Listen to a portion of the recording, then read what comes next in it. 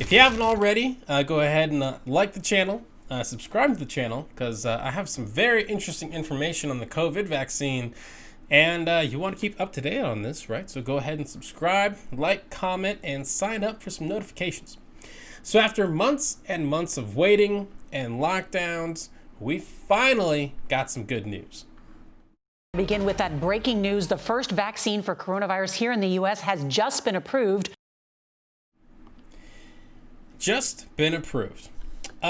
And, you know, the coronavirus has finally, we have finally found a vaccine, 2 vaccines for COVID-19, 3 if you count the one from Europe.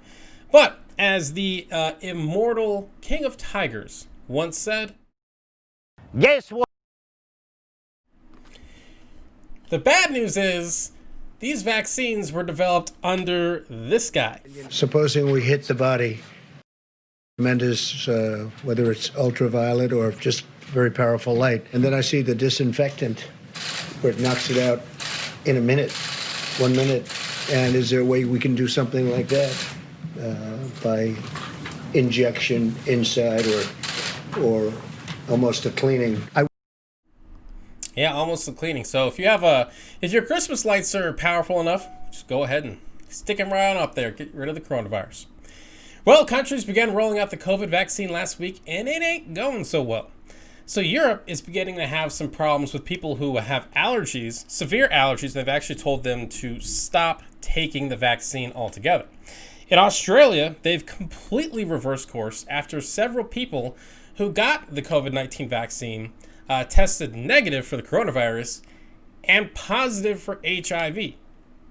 Now, those were false positives, but still not good. And here in the United States, polling suggests, and again, polling not 100% accurate, but here in the US, less than 50% say they would take the vaccine now, with about a quarter saying they want more info, and 25% just saying, hell nah. And we need about 70% to reach that herd immunity status in this pandemic. So Todd and Kelly, knowing all that, which one of you guys is taking the vaccine first so I can have it tested out on y'all before I take it? I mean, I think if you look at where the vaccines are going to go to first, I think Todd and I are actually dead last. No comorbidities. Neither one of us work in healthcare. We're just white guys between, right in that like 18 to 39 range or whatever it is they're talking about. So yeah, I think we're dead last to get it. So presumably if there are problems, by the time it gets around to us, it'll be fixed. Well, yeah, Todd, are you going to be my guinea pig? Well, no, I was going to say if things go wrong with the first batch, we won't have the healthcare workers to save us. So it's going to be interesting. Oh, that's a good point. I hadn't thought about that part. Todd, you just made me more scared about this whole thing than I was before. Thank you for that. It's very much appreciated. Well, I mean, and a lot of... Okay. Go ahead. Well, I was going to say, it seems like a lot of these vaccine problems, they can be expected, except the HIV thing, that's a little scary. But really the reason why they've abandoned that vaccine is because they're going to go with the Pfizer, AstraZeneca one that the U.S. is using. One, yeah. So they're just kind of giving up on it. Yeah, I mean, it seems like, you've got 2 or 3 really strong candidates moving forward. I mean, of course, there's, China's got like 5 different candidates. Russia's got a few. But of course, here in the West, the main ones are that Pfizer one, the Moderna one. And I mean, those have got their problems. The Pfizer one's going to be really hard to roll out because it has to be kept so cold. Similar problems with the Moderna one. But I think that overall, given the amount of agencies that have looked at this across the world, looked at it, the amount of scientific research that's going into these, I think you're right that, Australia abandoned it more just because there were better candidates available coming up that didn't have the same kind of side effects, and that these candidates that we do have are safe. Exactly. And the Trump administration is kind of maybe rightly taking some heat for only getting 100 million doses of the Pfizer vaccine. I guess they had the option to take it, and they just didn't. Pfizer was like, hey, would you like first dibs? And they said no, which is, it's just unbelievable. Unbelievable. It's just one of those things that just when you think the Trump administration can't do anything dumber, they surprise you. They figure it out. Yeah. I mean, it's if they were a football team, they'd be the Jets. Finding new and exciting ways to lose. Absolutely. Yeah, and I'm hoping that because I don't know about you guys, but I'm ready for this pandemic thing to be over. So I'm hoping it's over sooner than later. But I'm also I don't know. There's some scary side effects for now, and I'm sure it'll be much ado about nothing. But by the time you're right, Kelly. By the time we get it, they're gonna have it pretty well tested out. So maybe I could see you guys in person again sometime in 2020. 2021. Yeah, it's going to be a whole new year of the same thing. Oh, yeah. 2020 2.0, so... Yeah.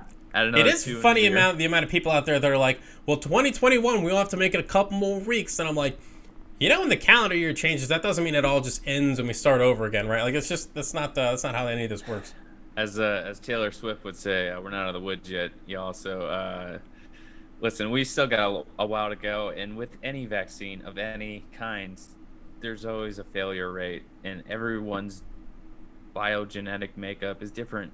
So there's going to be people with side effects. You're rolling the dice taking a new vaccine. But can you think of some things that you've eaten before that you probably shouldn't? Oh, yeah. You survived. I mean, it's like, we got rid of smallpox, we don't have to worry about polio or the measles, I mean, it's even not, like our parents' generation,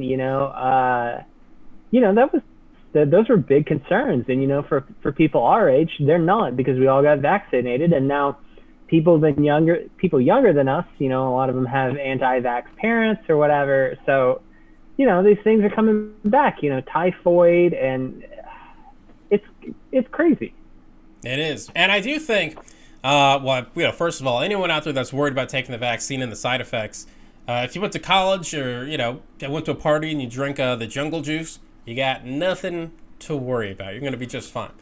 But I do think you kind of bring up an interesting point there on the back end, Kelly, because I was watching some Bill Maher. I know you're not a big fan of his, but one of the things he had a doctor on and talked about is because vaccines have become so political, and you're right, Todd, everyone's different there, right? Everyone has a different kind of makeup. Certain things affect certain people differently. But it's a catch-22 with some vaccines that anytime anyone announces they're going to look into them, people freak out. When really, we're not a one-size-fit-all kind of thing. So it's kind of like one of those deals where vaccines should maybe be more scrutinized than they are, but because of politics, they can't be, or people just kind of freak out. Well, yeah. So honestly, this one came a lot sooner than I thought it would. I honestly thought we were going to wait longer for a vaccine, and you either get the vaccine now or you wait for more people to die. So you got to roll the dice on this. Absolutely. Yeah. And I think, again, to use polio or the measles or something like that as our example, that's a lot higher, it's much deadlier, I guess is the best way to put it, than, your chances with the vaccine. People used to die of smallpox just all the time, and now we don't have to worry about it. And sure, yeah. I'm sure there were plenty of problems with the smallpox vaccine when it originally came out, but now it's a threat we don't have to worry about here in the U.S. So all these people with, there are valid concerns. There are valid concerns that there hasn't been enough testing done, or that testing was done on the typical scientific biases, that certain groups weren't well enough represented. Todd talked about allergic reactions. That's been a problem that people are concerned hasn't been enough testing on people with allergic reactions, hasn't been enough testing on pregnant women, stuff like that. And those are valid concerns, but I think, for the vast majority of us, these vaccines are going to be safe. Absolutely. And if you're out there and you got some good friends like Todd and Kelly, make sure they take the vaccine first, and you can find out the easy way if it's safe or not. Hey, what's going on, everyone? Thank you so much for watching Citizen Pete. I really appreciate it. If you haven't already, click that little subscribe button, maybe the like button, and hey, maybe, just leave a comment. You know, I want to know what you're thinking. What do you think about all the politics and news and all the stuff that's going on in our country?